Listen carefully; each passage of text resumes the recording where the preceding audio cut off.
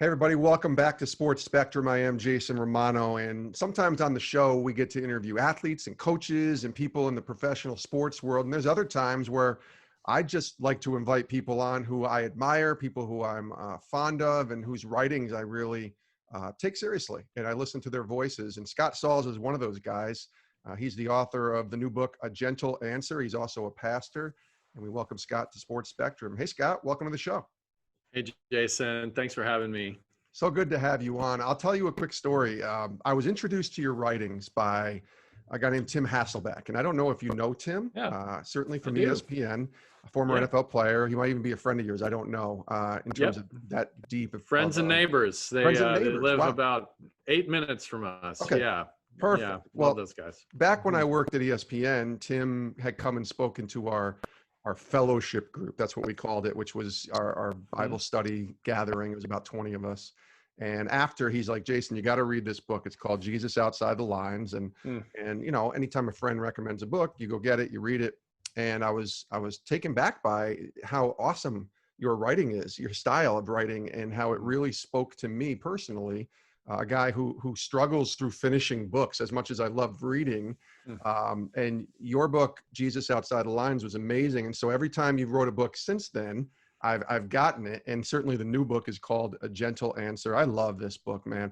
What was it about this book and the idea for this book? Because it's very timely. And I know that wasn't all planned by you in writing it. Well, thanks for that, Jason. I wasn't aware of your prior conversations with Tim, but that's really fun. Very kind of him. I think similar realities stirred the idea of this book, as did the one you just mentioned, Jesus Outside the Lines, which was the first. This one is the fifth.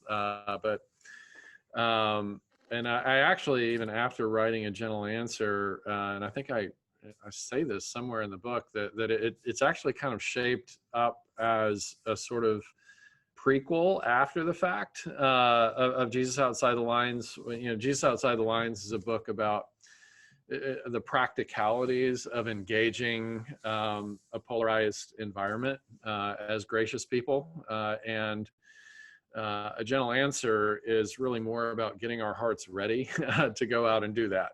You have to have a certain posture and state of mind and internal life to be able to actually go out and be a productive, life-giving voice and presence in a climate like the one we're in, where there's all the cancel culture and the polarization and the political fighting and all the rest. And so they were both sort of birthed out of the same concern that things are just getting more and more difficult in terms of being civil and in terms of being kind and in terms of being good listeners. We tend to launch our opinions and our dogmatic, viewpoints out there without really listening very carefully to anyone except those who agree with us already, and end up not really persuading very well that way. And so it's a book to kind of help with that, I guess. Yeah, it's a great help. I want to recommend it highly for everybody listening to go pick it up, A Gentle Answer. And I got my copy, and I've highlighted more lines in this, and I'm going to be rereading it, I think, because it was one of those kind of books where I really wanted it.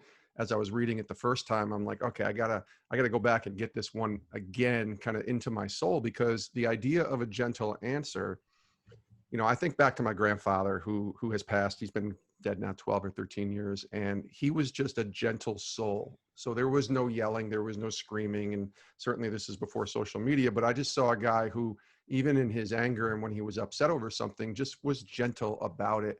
Bible talks about being gentle in our responses, and yet I think a lot of us, even people like myself, I struggle with that. I get angry. I want to spew my opinion. I want to share. Maybe that's just the sports competitor in me in all aspects of my life. But this is the secret weapon, you call it, from your book. Why do you use that word, the secret weapon? Yeah, secret weapons in quotes. Our secret weapon in an age of us against them. Yeah.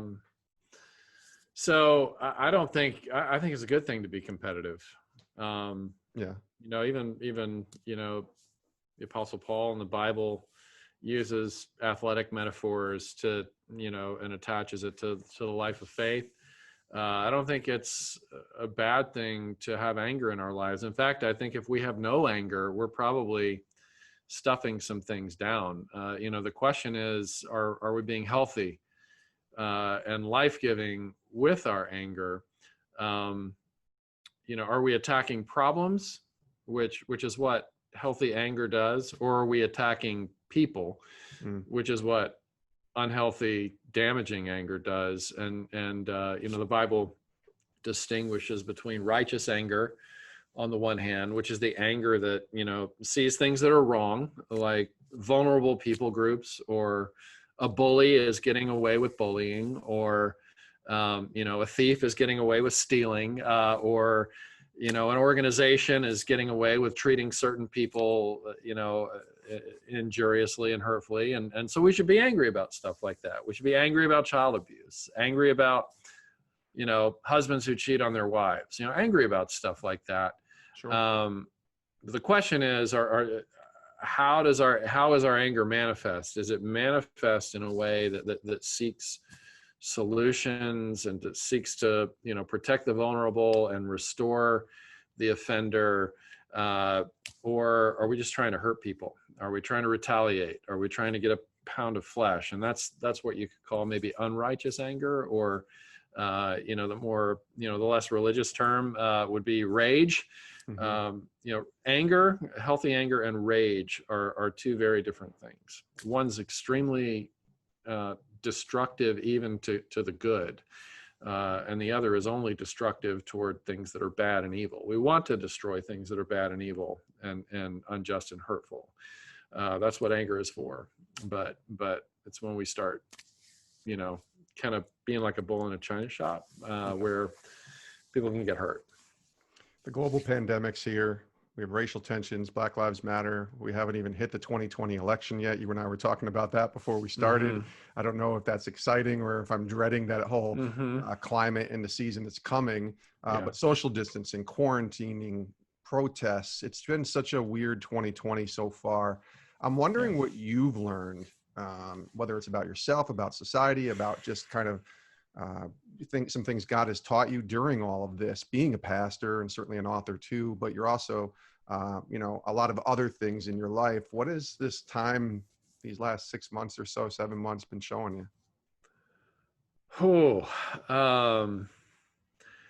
It's, where do you even start with that question? The whole podcast, right? On that. Pick your subject. I think, Jason, what it's showing me, let's take, you mentioned Black pain.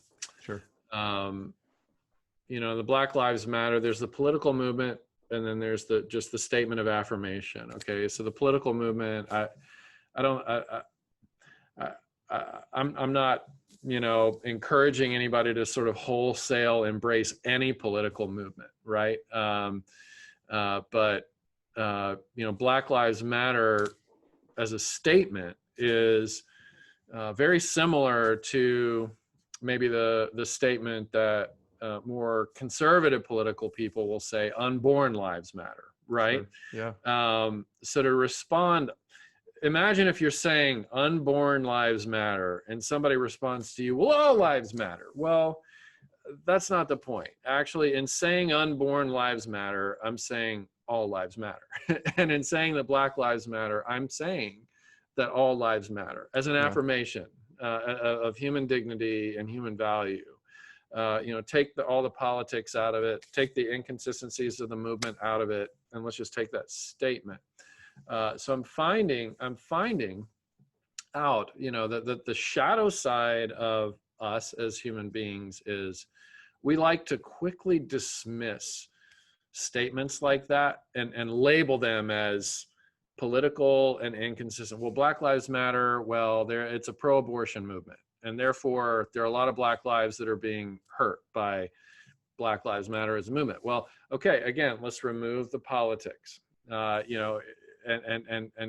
talk about the statement and talk about the realities that there are people of color, everywhere who are teaching their kids, if you get pulled over make sure your hands are on the dashboard. I've never taught my kids that. My parents didn't teach me that. It's never been a fear of mine that something could go wrong potentially. And there's enough, evidence available to indicate that things can and do go wrong. When there's a black-white situation, that's not always the case, but it's sometimes the case, and it's a problem. And so we're prone to dismiss, but at the same time, I think that there is enough energy there that's starting to bring these issues to the surface, where people are actually showing signs that they really do care and want to have a world that's different and live in a world that's different and be part of the solution. I'm not sure that we've figured out as a society yet how to create those solutions together, because we still got people attacking people, like we talked about a minute ago, and not really collectively attacking problems together. Everything's so politicized, and that makes it really hard. It really does. It really does. Scott Sauls is our guest here on Sports Spectrum. He's got that new book, A Gentle Answer. Go pick it up now. It's available everywhere books are sold. Let's pivot into and intersect the conversation into sports a little bit. I know that sports is a big part of your life. You're a big sports fan, and really kind of was a big part of your journey growing up, right? Yeah, I feel like a real poser, getting an athlete question from somebody who, talks to real athletes. I mean, I was a good high school athlete. I competed well in basketball and tennis, and ended up not playing college sports. And so I'm more or less discredited in the ears and eyes of most of your listeners. But I am a big supporter of athletics, and follow sports, and have great admiration just for the athlete's way.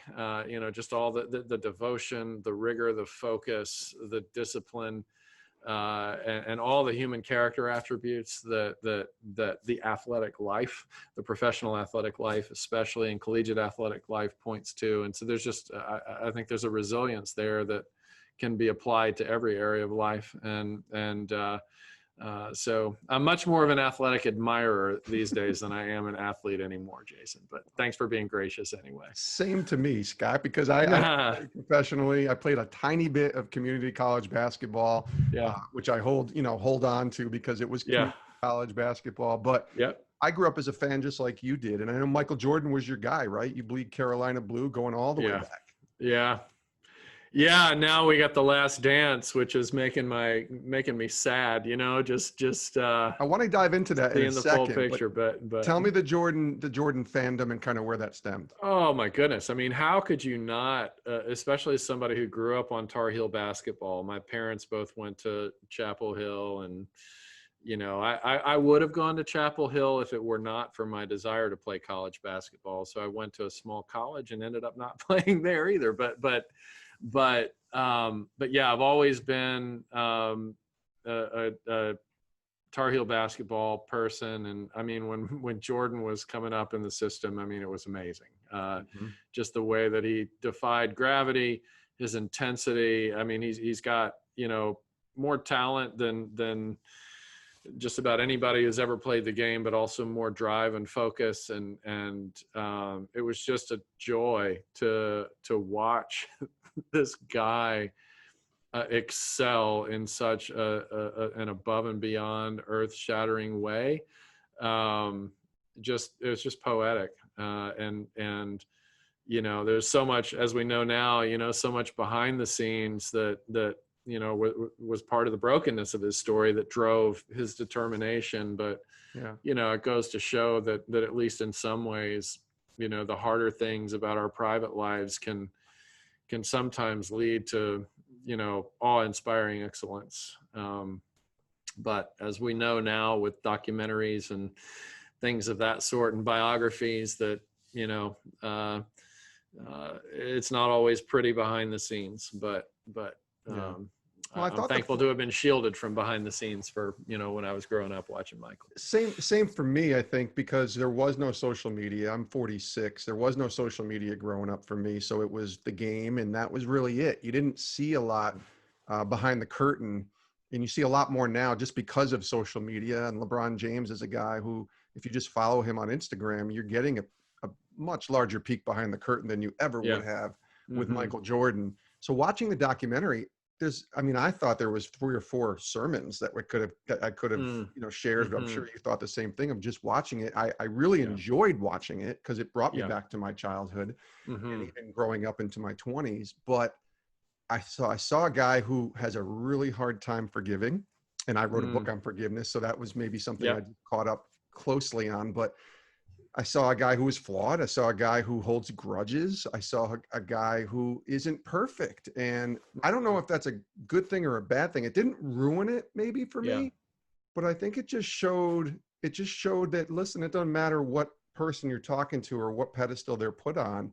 We're all flawed, even Michael Yeah. Jordan. What was Yeah. your kind of thoughts on watching the documentary and seeing the big peek behind the curtain?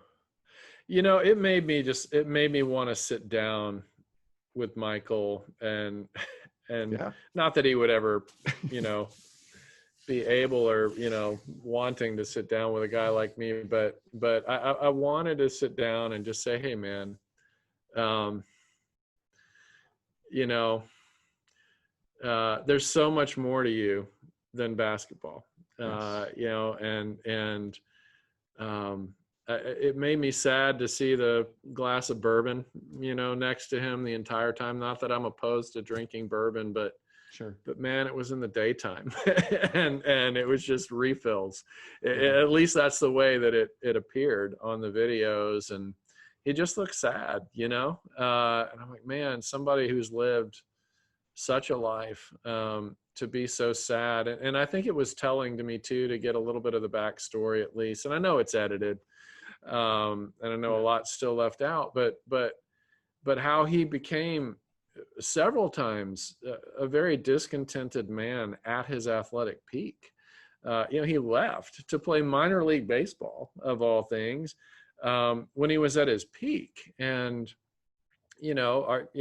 it could have been argued that he had another 2 or 3 or 4 really good years in him. And I think of people like Roger Federer, who just, he'll probably still be winning Grand Slams when he's 55, Yeah.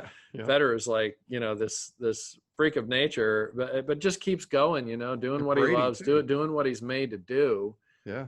And it feels like maybe Michael stepped away prematurely, possibly. Who am I to judge that? But Sure. from something he was just made to do and made to be. And ever since that time has kind of, gotten lost in gambling and, other things. But, I don't know, there's been some good stuff. He's owned some sports teams and, Yeah. Well, done his some shoes, charitable work everybody and wears stuff his like that. shoes, and everybody's Yeah. like wearing Air Yeah. Jordan Yeah. and looks at Yeah. him as sort of this godly figure from a sports perspective. Mm, But, like I was saying, I mean, it showed all the flaws too. And I thought that was good because yeah.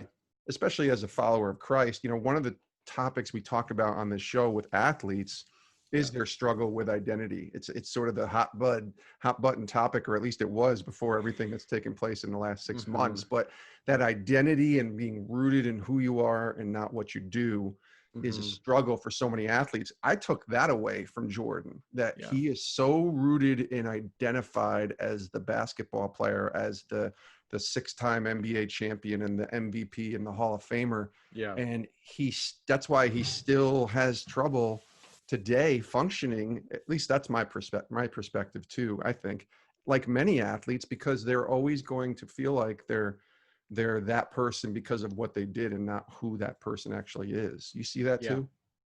I do. I mean, I remember having a conversation with a Hall of Fame retired baseball player, and he was still in his 30s.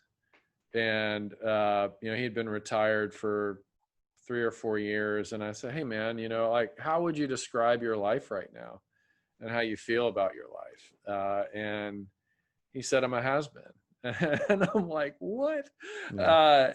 But then I thought, for athletes, who hit their prime somewhere usually in their 20s, it's got to be, especially if your internal sort of compass is saying you're building your identity on what you can achieve, on the records you can set, on your ranking, on your salary level as compared to your peers, whatever those metrics are that we apply to ourselves to build for ourselves a sense of identity.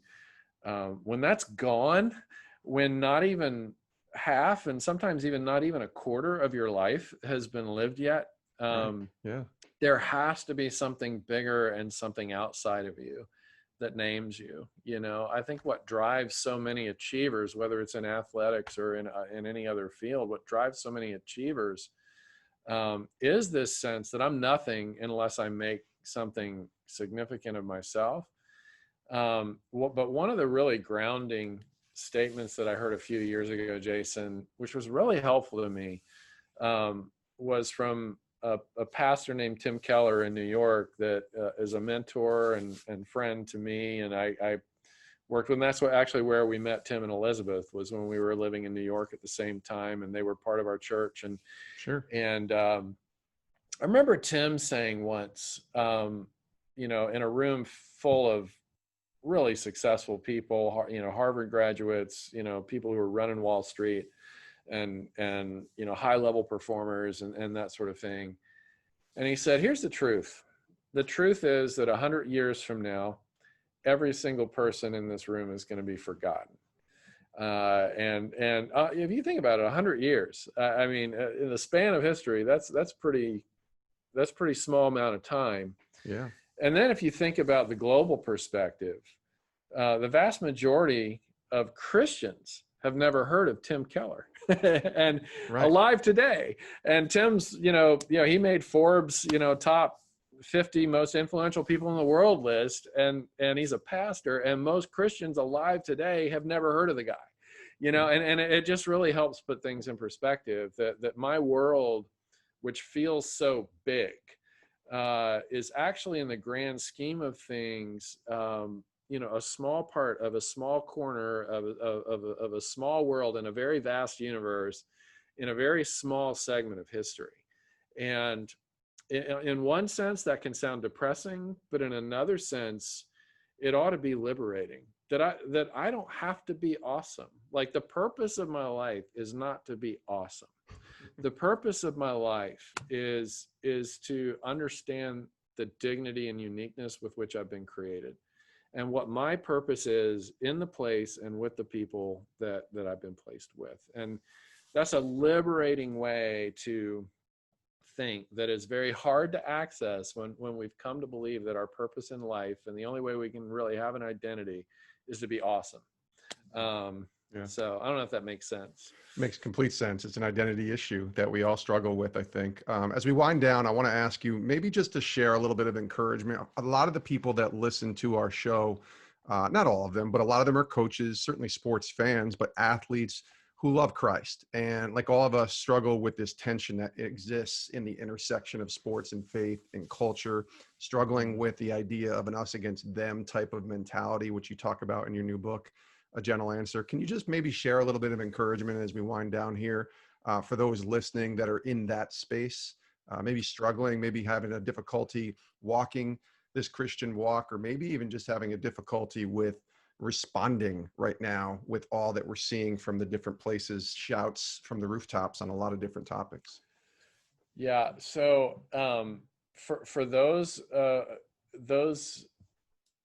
among your listeners who are succeeding at what they do, and I imagine, your connection with ESPN and sports and such, you probably got a number of those. As a person who's pastored people both now and especially in our New York days. I'm in Nashville now, and so we got a lot of like stage performers and stuff like that.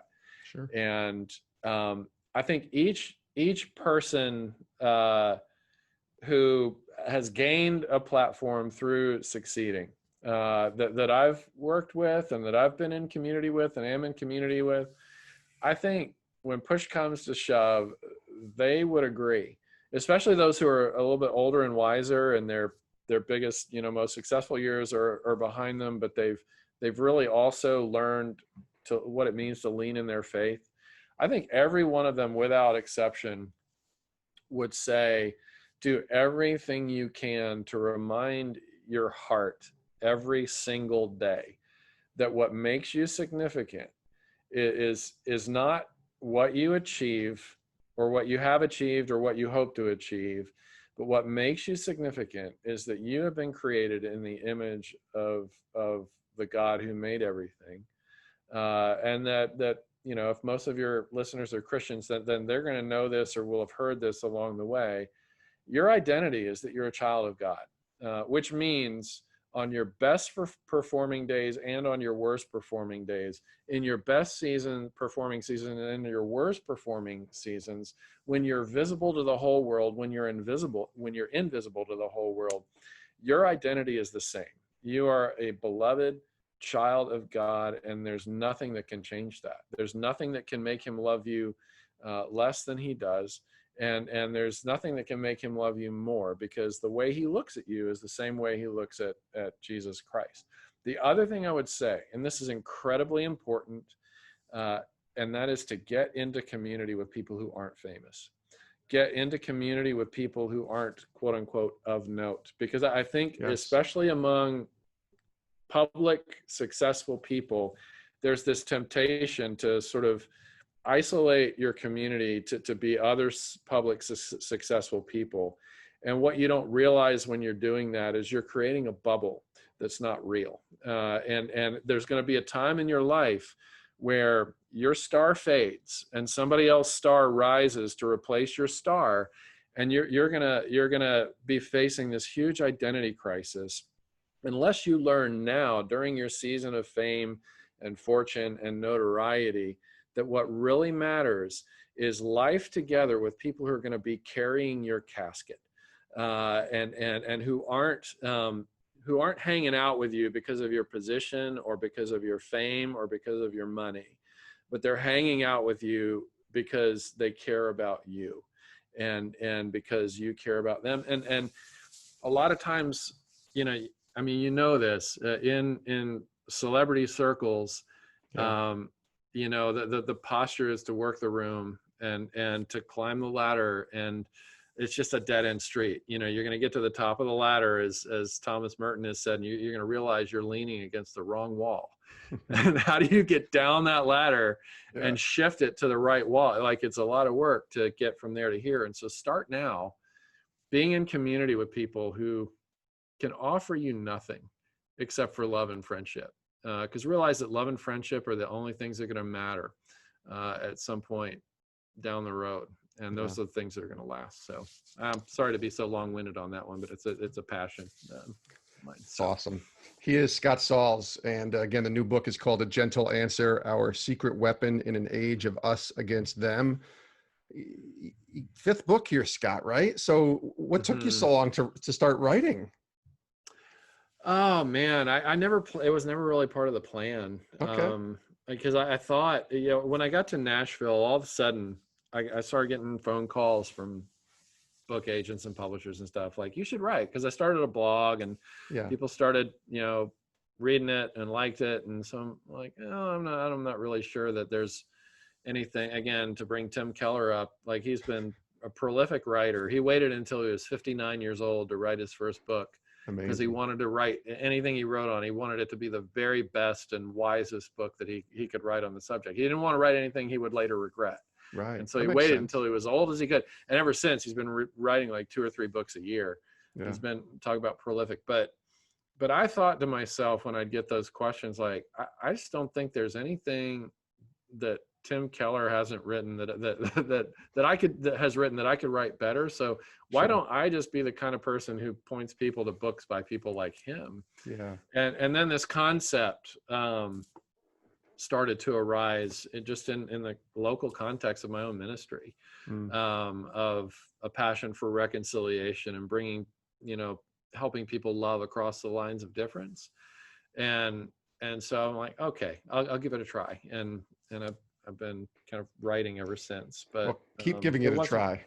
Well, thank you, and you too. I mean, your congrats on your book on forgiveness, and you've written on leadership, and Yeah. you know, I hope you'll keep churning out the good stuff too. It's valuable and needed. I think you and I kind of both see it as if the Lord wills it, our duty is to follow through on it and to obey Mm-hmm. him. So that's kind of where I think I land on that. Scott, thank you again for joining us here today. This has been great. Wish you nothing but the best, continued success, whatever that word might mean to you, but I appreciate you joining us and thanks for your encouragement. You too, Jason. Thanks.